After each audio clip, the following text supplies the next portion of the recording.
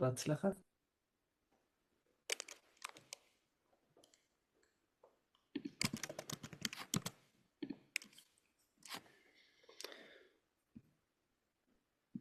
Morning, everyone.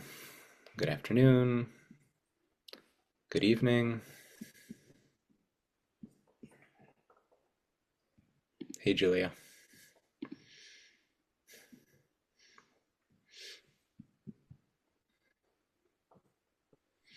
We're going to get started here in just about 30 seconds. Fasten your seatbelts, get a cup of tea.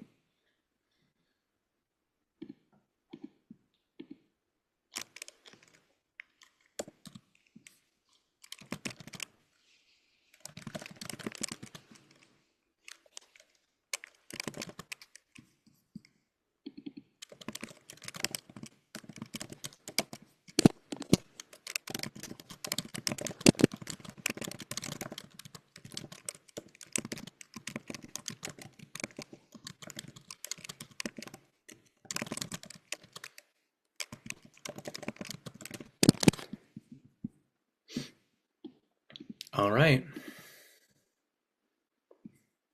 Ready to rock and roll, Naama? Let's do it. Good morning, everyone. Good afternoon. Good evening, wherever you're joining from. So nice to see you all again. Some new faces, some not yet friends. Wonderful to be here together. My name is Ariel Mays. I'm the Senior Scholar in Residence here at the Institute of Jewish Spirituality and Society. The IJSS trains educators, scholars, and institutional leaders to bring Jewish spiritual wisdom into classrooms, campuses, and public life, shaping how the next generation learns, teaches, and leads. We work in multiple fields or areas all across the world, focusing in particular on questions related to education, spiritual ecology, mental health and wellness, social justice and prison reform, and most recently, AI and the ethics of technology. Today's class is part of our Farbrengen series, a space for gathering, thinking, community building, and reflecting. It's really a great pleasure to introduce our guest for today, Dr. Naama Sadan. Before I introduce her, and before I forget, please grab something to write with and something to write upon. Naama Sadan is a postdoc at the Stanford Graduate School of Education and an affiliate of the Ardoin Socio-Ecology Lab. She is a former high school teacher and current researcher working on fostering cultural shifts towards sustainability in institutions. Originally from Jerusalem, she completed her PhD at the Hebrew University, conducting fieldwork in California as a visiting student researcher at UC Berkeley. Her dissertation focused on integrating eco-literacy into California school districts. At Stanford, her research explores the role of rituals in promoting environmental education and sustainable behaviors in both religious and non-religious contexts.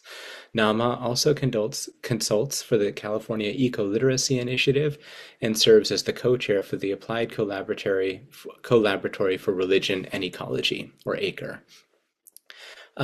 In addition to writing, she finds joy in other creative outlets as a permaculture designer, translator, and teacher of mystical texts, and as a floral artist. Maybe she'll share her handle after this.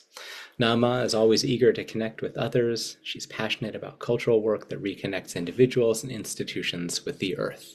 More personally, I can share that Naama has been my colleague and my friend for over 15 years now. And over those years, I've learned such an immense amount from her. And in many respects, our conversations and what I've learned from Naama has shaped the arc of my career and my own spiritual life. So with that, I will say thank you for being here, Naama, and I'll turn it over to you.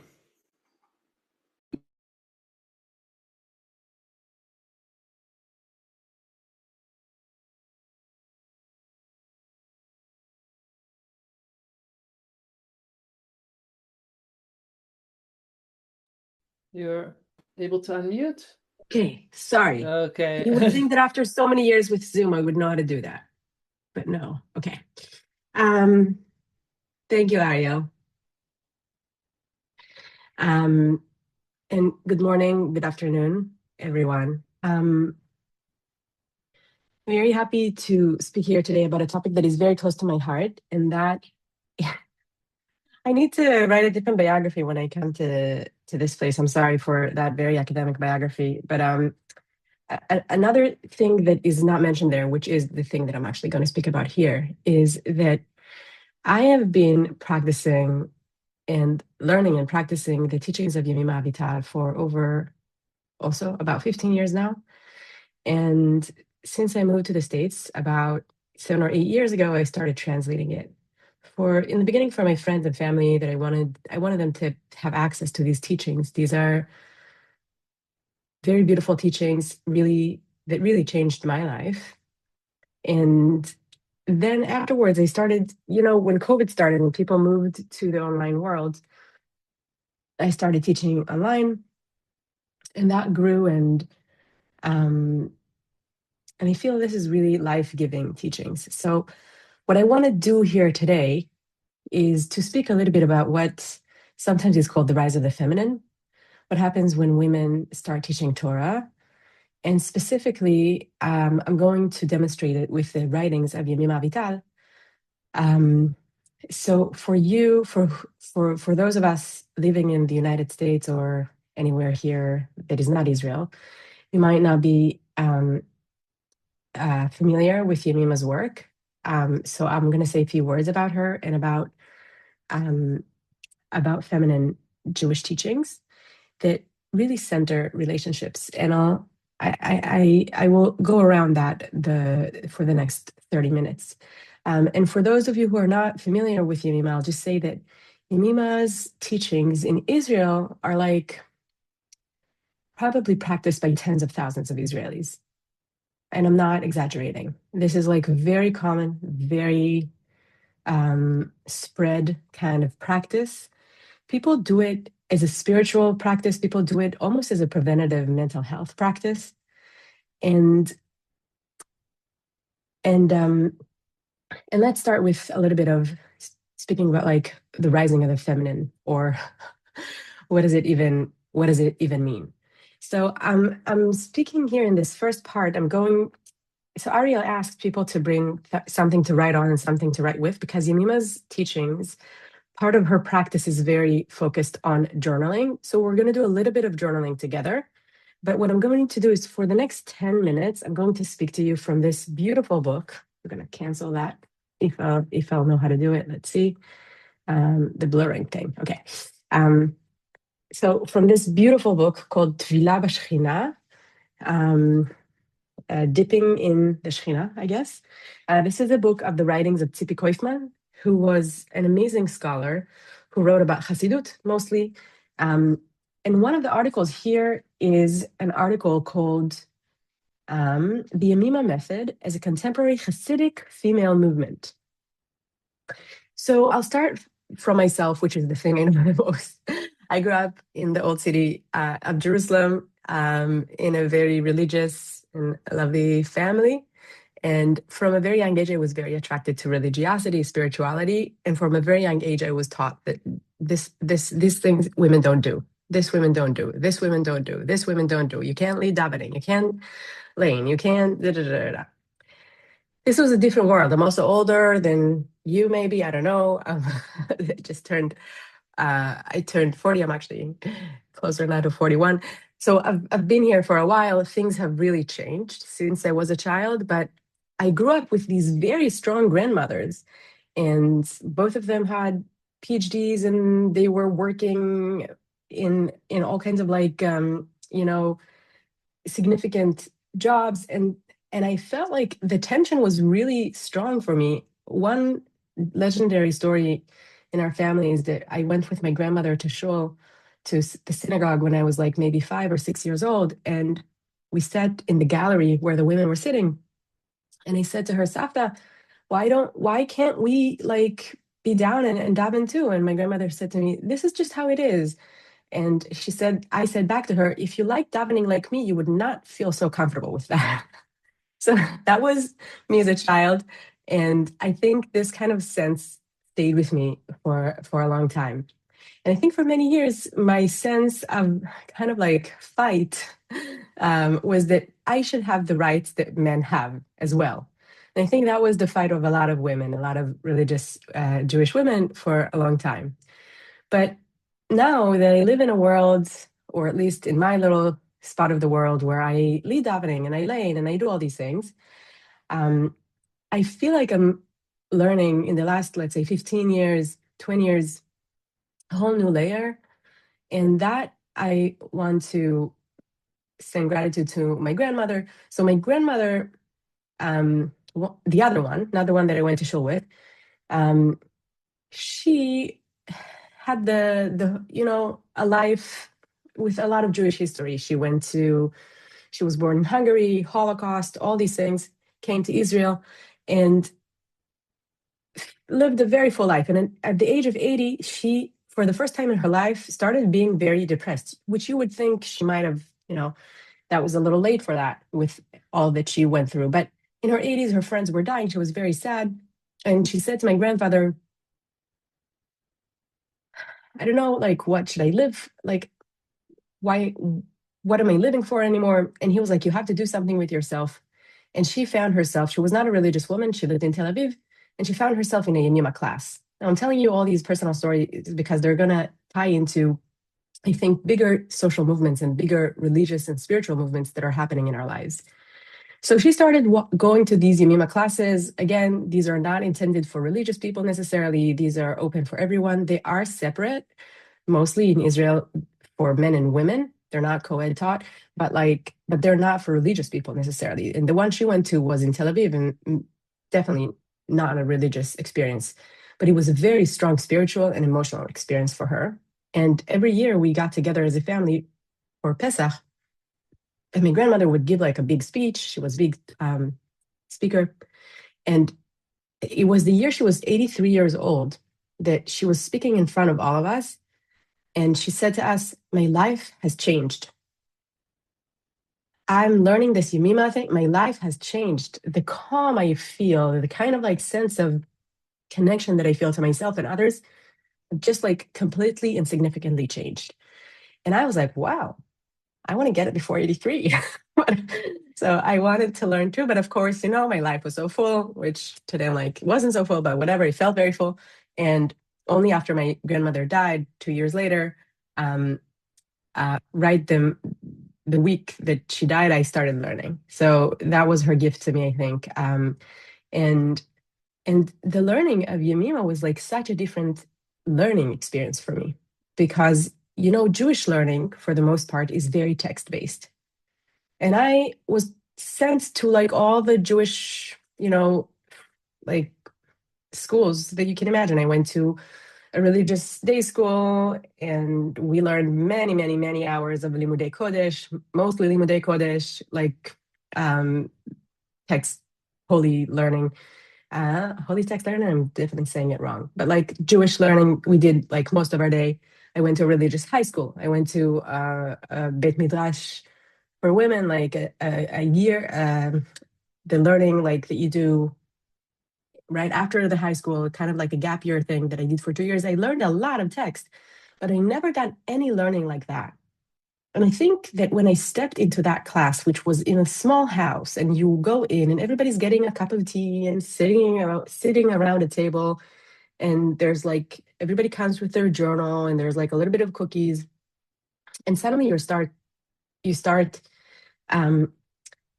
hearing these words, and you're expected to just like write them by the dictation. Someone is dictating something to you. I haven't done this since like fourth grade, and I'm like writing, and my hand is hurting, and I'm like, what's going on here? And I was like, it was a very different experience, and it unfolded to be like an incredibly important and grounding teaching for me. So now let's take it a little bit to like the bigger context. Tzipi Koifman is writing this paper about Yemima as a contemporary Hasidic female movement, and she's speaking about a few interesting things. She says, first of all, the Hasidic movement by itself is already a feminine movement. We don't think about it like that because, of course, it's mostly led by men, right? I mean, not mostly, almost all the time. And there's all kinds of like inner discussions within scholarship of Hasidut, of like the place of women. But truly, we know mostly it's a men movement, right? All the men are going to the men teacher to learn and going back. We never almost hear about women at all. But she says what's happening there is they're centering all the things that before were considered the characteristics or the tasks of the woman. What are they doing? They're not actually emphasizing text learning. They're not emphasizing the kind of like smartest individual and the one who's like the strongest and the bright one, right? We know all these stories about like the Baal Shem Tov hearing this kid playing his flute or singing, and he's like, this is the thing that now opened the gates of heaven, right? So Hasidut in a way brings into the forefront all these like feminine traits. Think of someone like Rav Zusha, if you know him. This is one of the tzaddikim, right? One of the righteous Hasidic masters. He's like, basically, he's crying a lot, right? He's like going with his brother everywhere. He's kind of like davening in his own words. He's singing. He's doing all kinds of things that are not literate, right? That are kind of like for simple people. Who are the simple people most of the history, right? These are women, C.P. Kaufman says. So basically, to bring these things into the forefront, to say that everything can be a holy act, like when I eat, when I feed my kids, right? All these simple things in Hasidut suddenly become something that can be like a very holy, bringing the sparks up. These are all things that are taking it, C.P. Kaufman says, from like a masculine archetype into a feminine archetype. So we have already kind of like the setting of the stage to a different way of religiosity or a different way of spirituality, she says. And then she says Yemima is taking it to a different level because over here, we're meeting a woman who's like the leader of a spiritual movement. And she's doing everything similar to what we know about the Hasidic movement. The purpose that she's offering, which we're going to practice in a moment together, is personal redemption, right? It's very individualistic. She really focuses on the individual. The mediator is this tzaddik. So Yemima was known to be 2 days a week, or her whole years of teaching. So she lived 70 years between 1929 and 1999. And even in the years when she's taught pretty extensively, she always had 2 days a week where she would just pray for people and go heal people. And there's all these kind of like stories about her that she goes around these flowers who already wilted and suddenly the flowers come back to life. Or there's this kind of stories about her energy. So when we think of like a Hasidic movement, right? So it's kind of like taking it from the big collective to the individual. We're going to the tzaddik, to that person who's like a special person, an irregular person, the way of mediation, right? The way she's kind of like giving her knowledge and her method is kind of like mystic magic model, like in Hasidut, and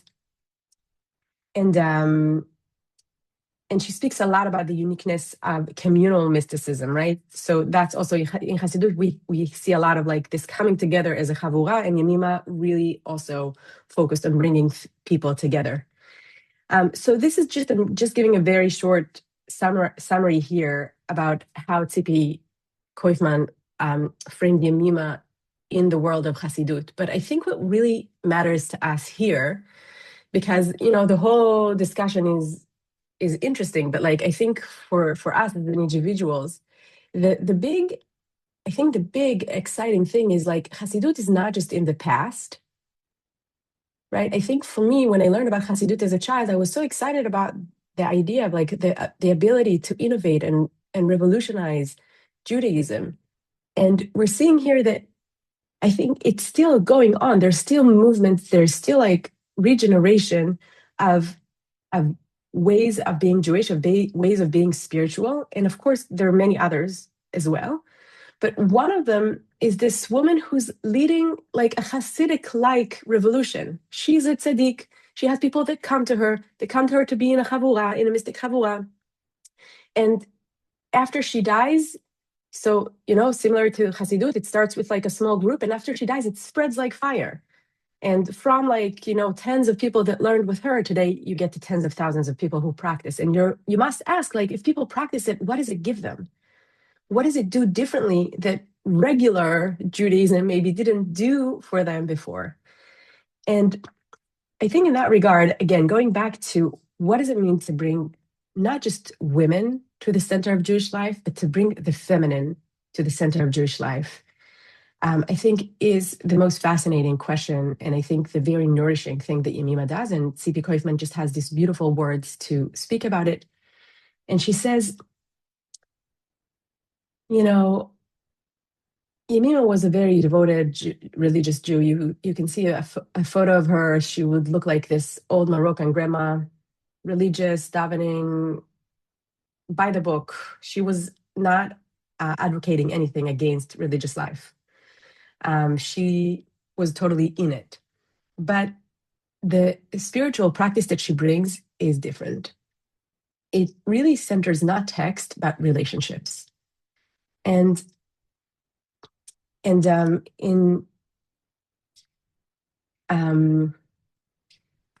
I wanted to read to you just a short thing from Tzipi here, where she says that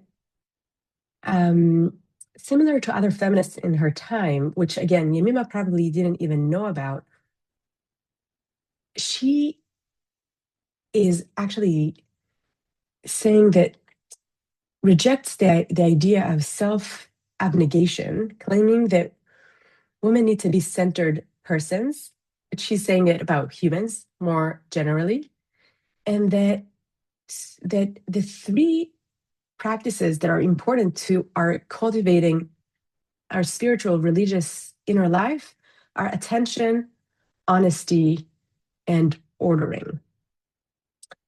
And I think that these are really strong three pillars that I want us to try to kind of like just practice with a little bit and see how that feels. And let's see where my texts are. Sorry. How am I with time? Okay. All right. So here's our first text. I'm going to put it in the chat box. And since we don't have a ton of time, what I'll ask you to do is, if you have something to write with, I'm going to read it. The first text I'm giving us is text that is not edited. It is translated, but it's not edited. So a lot of Yemima's texts at this point in time are edited. So you'll see it's pretty raw and rough and unclear. But what I'm asking you to do is just listen to the words, which Yemima called material, the chomer. So this is all also, I think, pretty connected to centering the feminine. It's about relationships. It's about going back to the material. Even the learning, even the Torah is called chomer, material, materiality. To go back to the sanctity of the body, to the sanctity of being with others, to the sanctity of daily life and every moment, and to pay attention to the soul, not through text, but through what we'll see here. So what I'm asking you is, when I read, just write to yourself words that kind of like stick out to you, and then put them in the chat. And let's see what's coming up for us. And I chose this text because it speaks about purity, tahara, and you'll see her style. What is needed for the individual soul to reach its song, which is her prayer? She needs to be cleansed of all that is unnecessary, much more than just omis, which is the word for burden of the child. Even beyond the burden, What is marginal to life and what is core to live? You understand it more afterwards, but if you already learn to differentiate what is core and what is marginal, all that running and efforts and the wasted forces for this action or another, the will to pursue, achieve this thing or other, across from it is the midah, the measurement, the balance. She doesn't make an effort. She is existing. She sustains the good measure, and the outcomes are in their balance to their depth.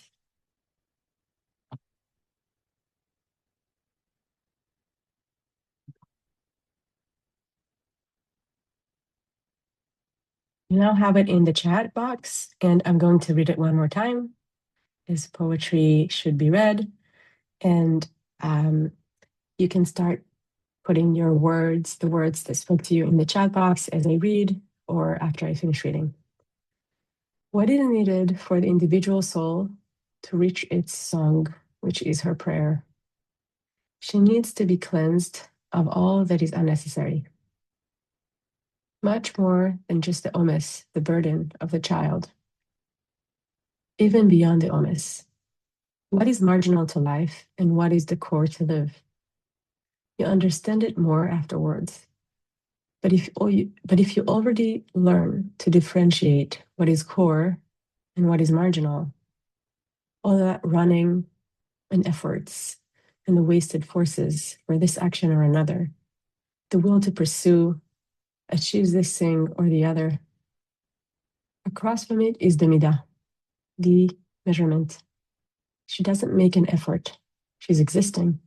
She sustains the good measure, and the outcomes are in their balance to their depth.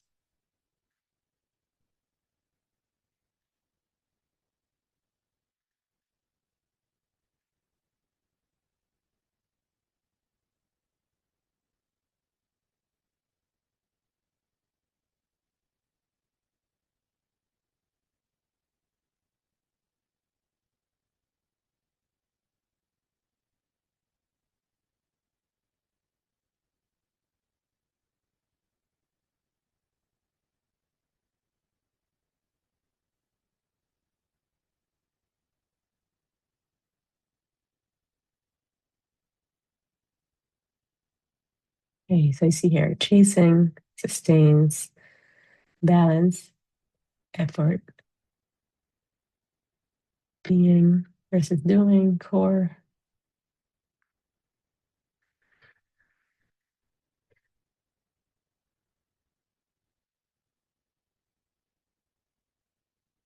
Thank you for your words.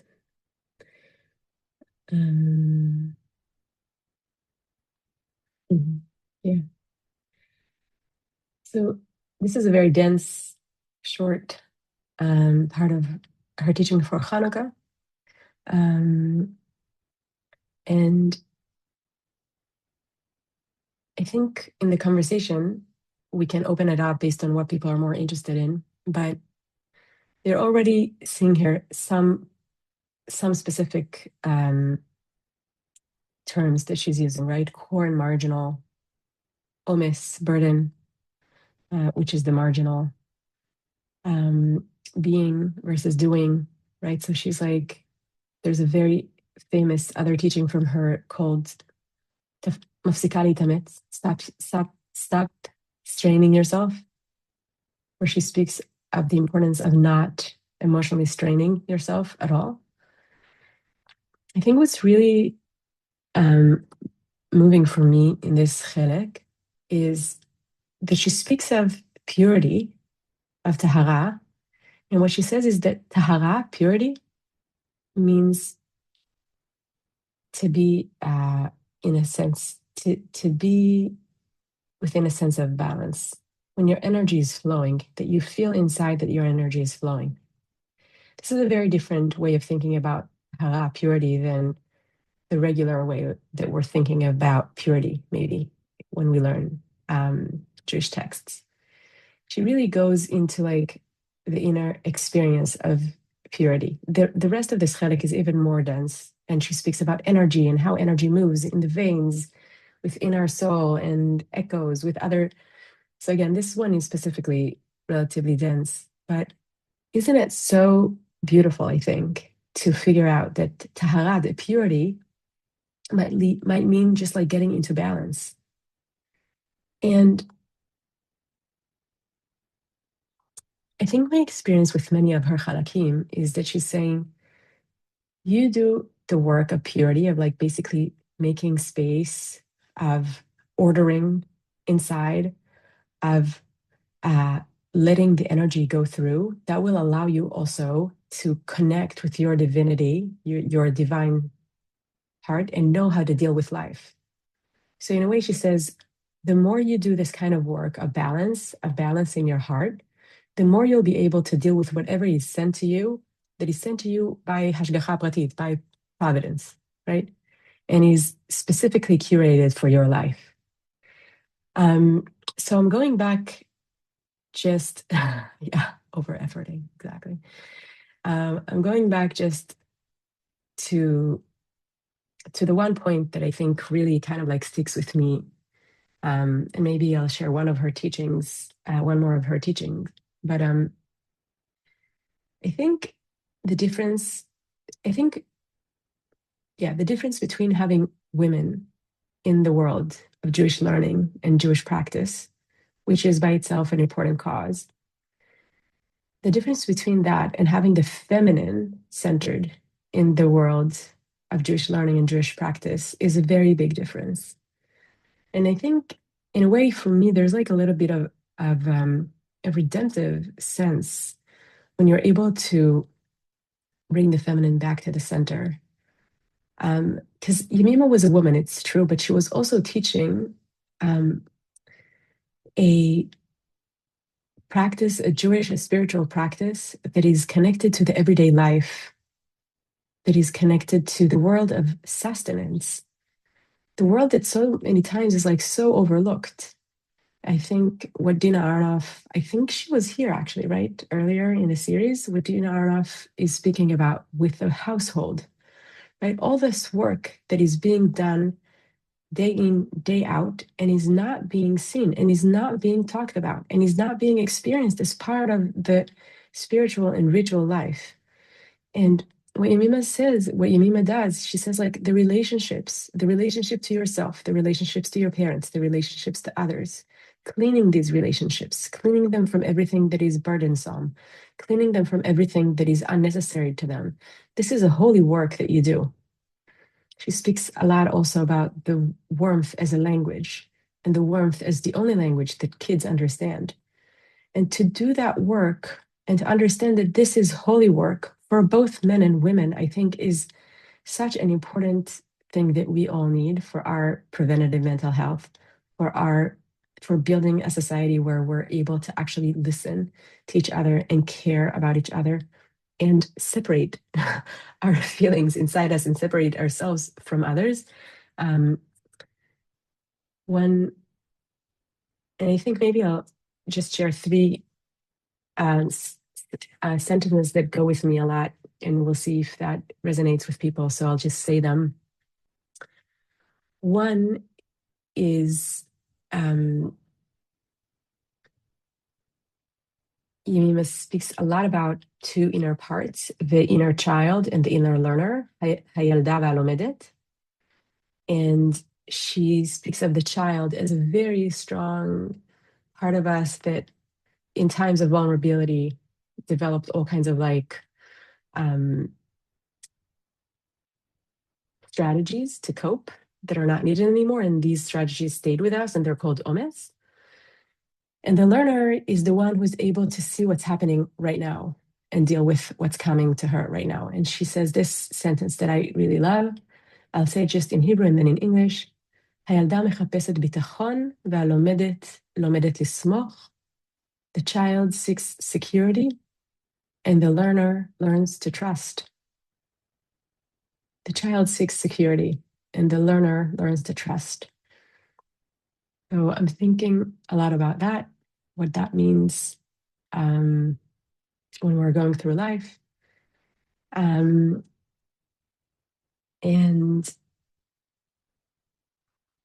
I'll just add one more here.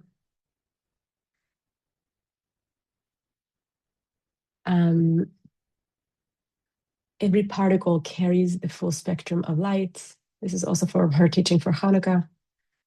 Everything is always relative and partial. The complete full spectrum of light lies in every partiality. Wherever you are, for a moment, it is as if you're whole.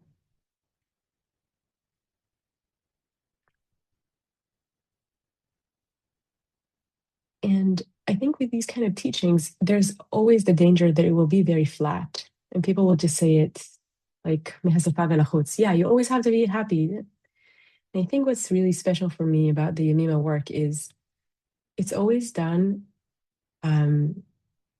with others. You're always coming together with others to get the teachings, even if you're just getting it from your teacher, right? There's always relationality there. I mean, I guess it's true with any text, but it often, I'll go back to that first class that I went to. So there's the dictation, you're getting the text, you're paying attention to what speaks to you from the text, and then there's a conversation where people basically suggest how they apply it in their life and what does that teaching, what kind of insights that teaching gives them into their life. And Yemima says, your melacha, which is what she calls the work, your craft, right, of doing this spiritual work has to come with outcomes. This is not theoretical. It has to come with outcomes. And the outcome will be balance, that you'll feel that your heart is more balanced. So I think I'm going to stop here and we can go on with our own conversation. I hope I left you with some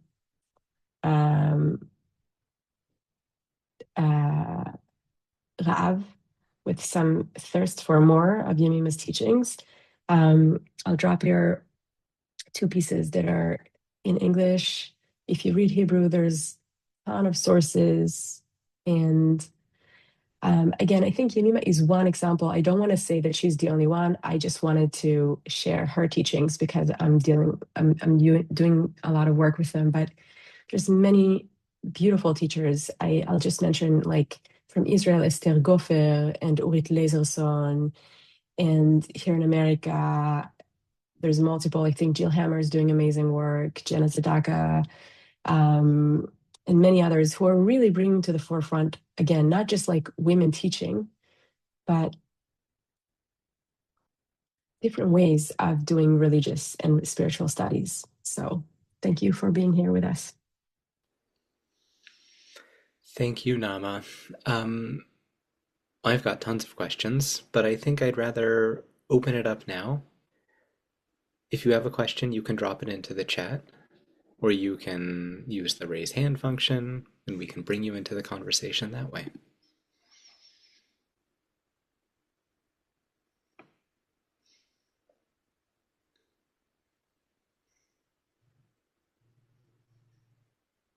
And thanks so much for sharing those resources.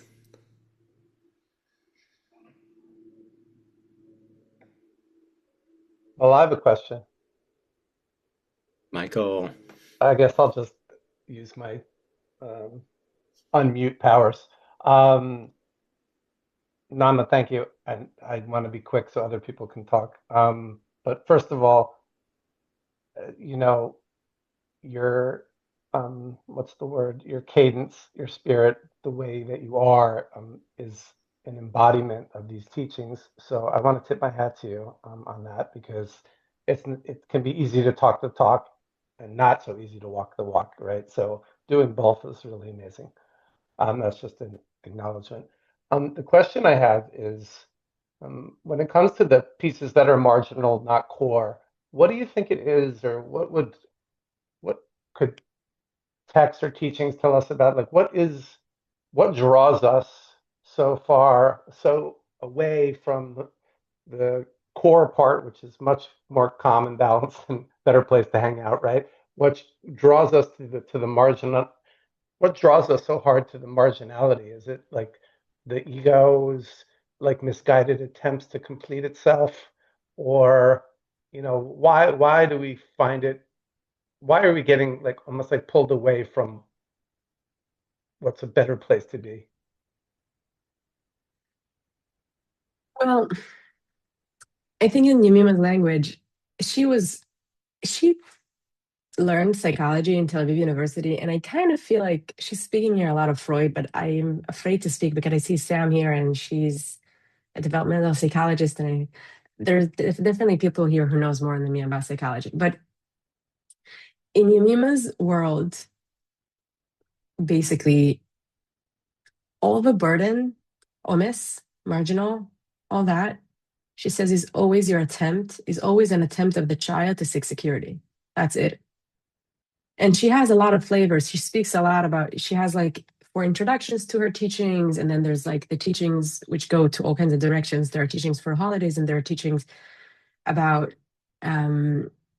specific terms that she's using. And there are just a lot of teachings that were a conversation of her and students. So like it could be about many different topics, like from eating disorders to marriage counseling to all kinds of things that she speaks about.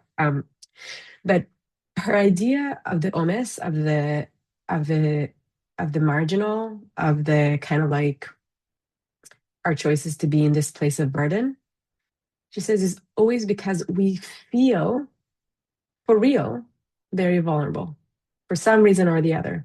She says a moment before you're doing anything that is kind of like that is coming from omes, that is coming from a place of kind of like a loopy place, a place that is like anxious or anger or all these kind of places. She says it's always because there was a moment that you felt vulnerable, and then you right away went to the strategies that you know from childhood.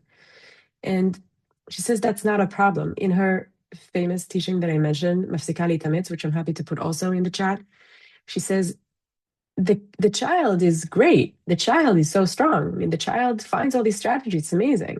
It's not a problem. It's just that these stick with us and give us a sense of security. And I think part of like the ability to trust yourself, trust in God, trust in the life that is curated for you, is to be able to see that you're now in this moment, you're not vulnerable as a child anymore. And then what do you need to do? And to get away from patterns. For her, that's part of like spiritual maturity. And I think she doesn't make such a big distinction between spirituality and emotional maturity. I think for her, the kind of like emotional work opens the way for what she calls tahara. And when you have the tahara, when you have that flow, when you're connected to that flow, then you'll know what to do. Will there still be very hard situations? Yes. And it won't necessarily fix the reality, but it will just give you a better balanced, more balanced way to deal with things. And again, going back to the feminine parts of Yemima, and it's also in that piece that I shared, one important term that she uses all the time is called mekabelet et mekomi hayachasi. I'm accepting my relative place. So it's not about also solving very big problems. It's about like, can I accept my relative place right now where I'm at? And to go to the next, like to understand everything is relative and partial. You never get there. You never get that. So I think we all know it, but it just a lot of remembering. And my teacher always said to like to say one of them like we're living in constant forgetfulness, and we need these reminders of these very simple things. I mean, do you know that this moment is partial and relative? Probably you do. But like, I think what Yemima does with the Chomer and with like calling us to practice and to practice every week is to say like, let's remember, let's remind ourselves this is partial and this is relative, and this is going to be so helpful for your heart to stay in more balanced place. And even in her introduction, when she promises the balanced heart, she says it doesn't mean that your heart won't move. It's not going to be stillness. It just means that the latitudes are going to not be as big as they were before. So like the galim, she says, are going to be just like a little calmer. So I hope that's answering her.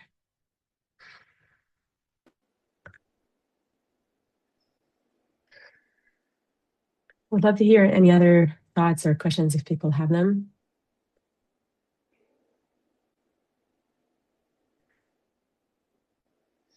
as people are thinking about their questions, and I see there's a comment that just come into the chat. I'm wondering, Nama, if you could say a little bit more about the social dimension of the Yamima method and what it means to be in this community of learners and also in one of these classes. The social dimension of Hasidut is obviously so important as you noted. And then I'm wondering if you could, just putting on your hat also as an educator, think, is there a theory of education here or something that helps you in the classroom as well as someone who is doing this kind of inner reflective work on her own?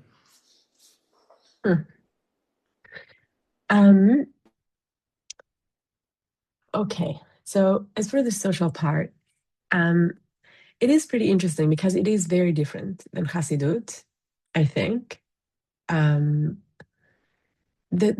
funny thing about Yamima groups is, at least for me, I went to a group for like years, and all I knew about people were like, the deepest things about their life, but I didn't know where they work, if they're married or not, if they have children, like all these things that you usually know about people, you don't know. You're just getting in there, and people speak about their very kind of like intimate life, and then they disappear into their life. You see them for an hour, 15 minutes, and then that's it. So in that regard, I would just say that the difference that I felt is just like it's not a community that you're then afterwards also communicate with. And that's part of what allows you to be so vulnerable in that community. You don't see these people in shul, you don't see these people. I mean, sometimes you do, but like I was actually, yeah, it kind of like was pretty separate from the other parts of my life. And I think Tsipi in her article, I didn't read actually that part again, but like I think she says there in the end that another thing that is part of like why she thinks about it as a feminist movement is that there's a lot of agency for given to people in the class. So my teacher constantly, I remember saying to me, and I'm saying it to the people who learn with me also, like your insights, Yamima called them havanot. Havanot means also almost like your children. Like these are insights that are supposed to come through you into the world. They're your Torah.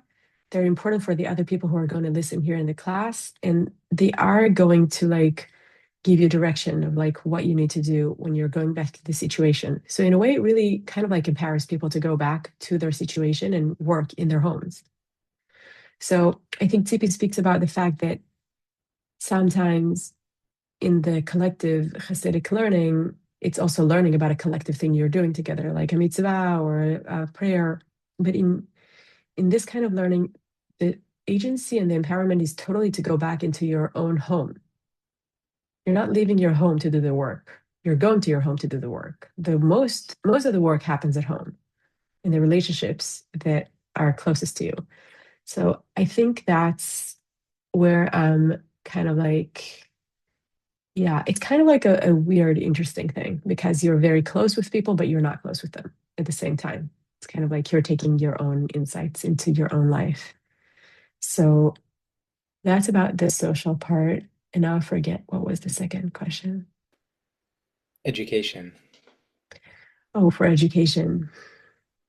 I mean, it's a good question. I now use dictation in many places where I teach, which is like a weird experience for people, but I think it works for people also many times. And that's just like from a specific pedagogy. And I actually wrote a little bit about that. I can put that in here too, about the pedagogy of writing, of journal, and like what does it mean to do a lot of writing practices. And I think for the most part that I really think about this as preventative mental health. And I think whoever is doing this practice will feel it in whatever it is that they're doing. You'll just be more balanced. I don't know that it's always possible for me to use the specific practices, but I definitely use the kind of like tools that I have to just balance myself in class, in situations, in these kind of places. But the writing is definitely a really strong practice. And I forgot actually that I have this piece, but I have it, and I'll be happy to share it here.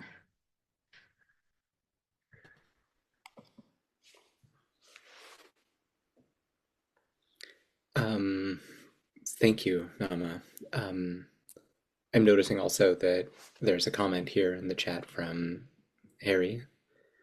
There's a liminal space between seeking safety and finding trust.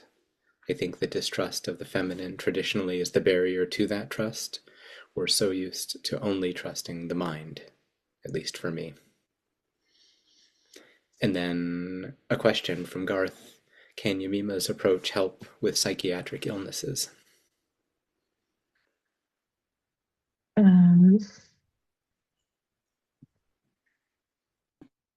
I don't know how to answer this. I don't know. I mean, I kind of feel like it's probably a pretty huge world, psychiatric illnesses, and can be in like different degrees also.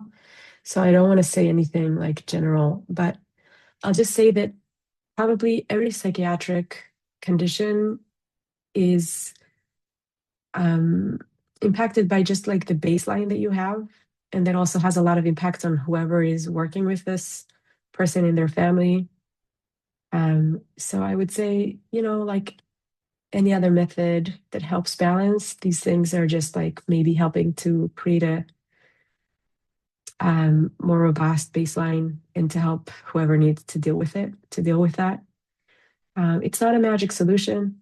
I think Yamima maybe was a magic solution. She went and prayed for people, but I think the practice is a practice. Yeah, these are my thoughts about that. I think we probably have time for one more question.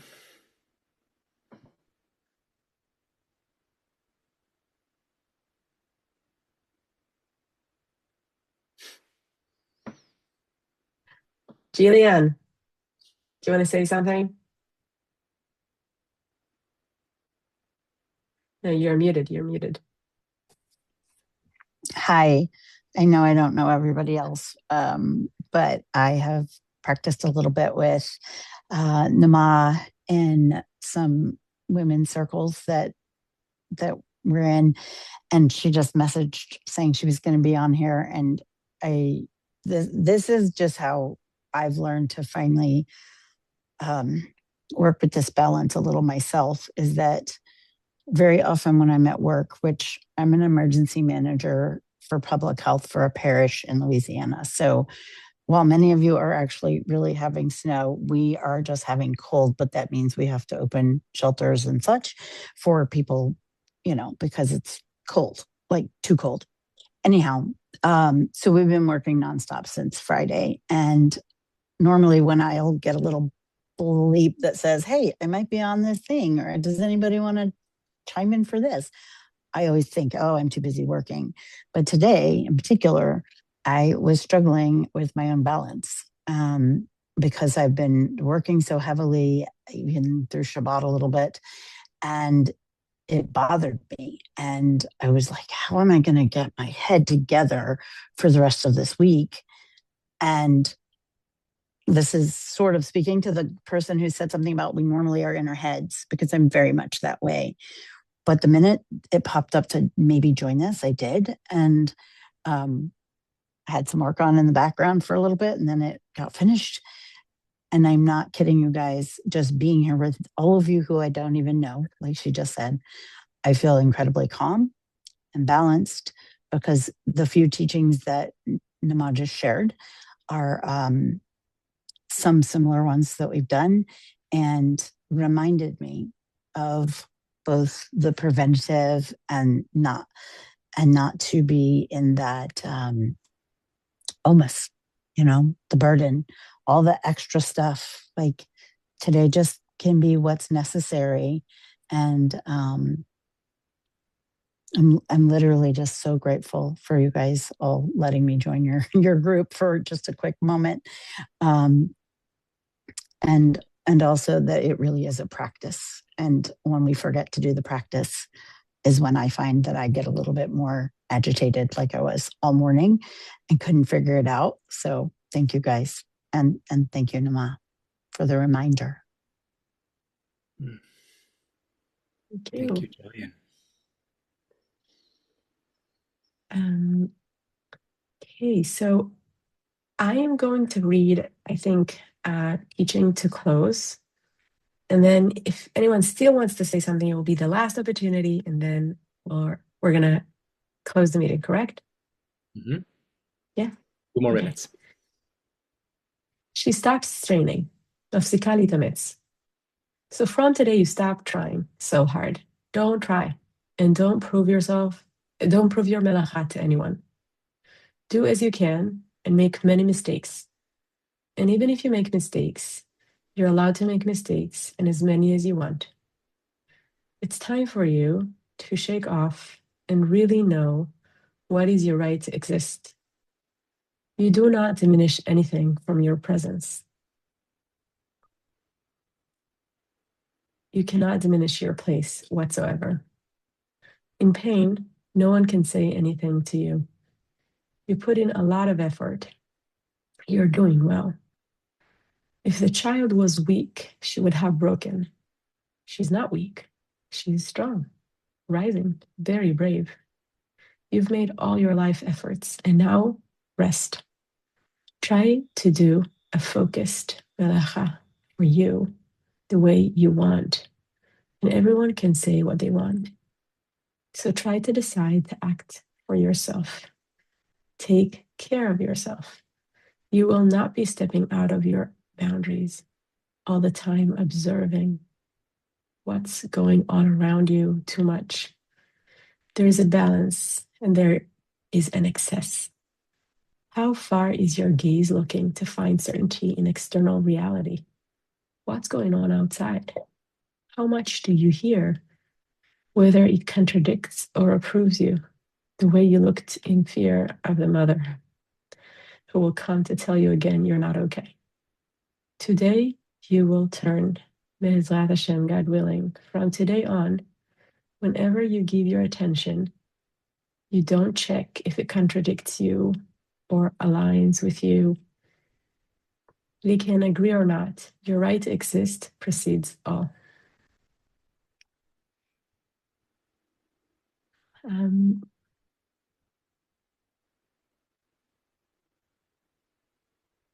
Just imagine that you're hearing it from a very old Moroccan, very religious woman.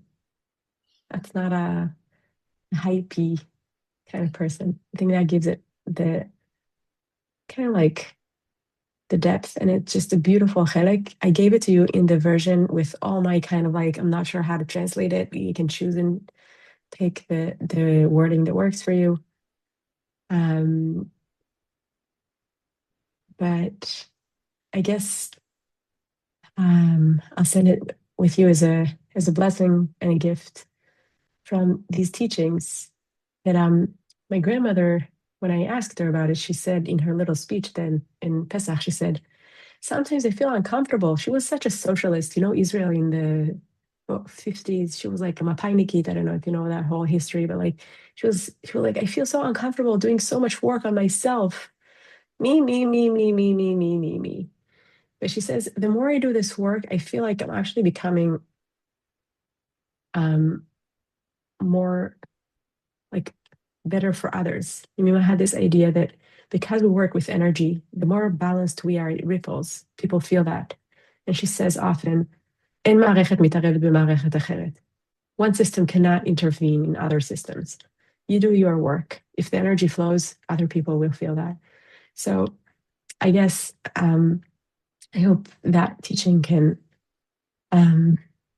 give you some groundedness in the knowledge that your right to exist precedes all, and that doing that inner work is a really, really important thing for you and others as well, and anchoring in these very crazy times when we know attention is like the currency. And Yemima speaks here so much about attention to self. And I'll stop here because it's endless. Thank you so much, Ariel and Michael and Denise, for holding the space, and everyone here And I don't know if you guys are doing any closing, but I think I'm done. Please join me in thanking Naama not only for the extraordinary gift of these teachings, but also the gift of her teaching. As Michael said, Naama, you have an extraordinary demeanor that brings into reality all of the things that you're speaking about. And for that, we are so grateful. We'll be in touch soon, folks, about February's Farbrengen, and we hope to see you all there. Meanwhile, thanks, Naama, and take good care.